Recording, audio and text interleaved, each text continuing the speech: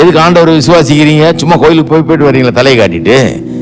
எப்படி ஜெபம் பண்ணணும், எப்படி கேட்கணும், எப்படி பெற்றுக்கொள்ளணும், எப்படி தேவைகள் எல்லாம் சந்திக்கப்படுது, எப்படி எல்லாத்தையும் சொந்தமாக்கணும், இதெல்லாம் கத்துக்குங்க. என்ன கேட்காதப்பான்னு சொல்றது ஒரு அப்படிப்பட்ட ஒரு ஆம்பளை வீட்டில் தேவையில்லை. ஹலோ, பைபிள் எடுத்துக்கோ, வா சபைக்கு போலாம்.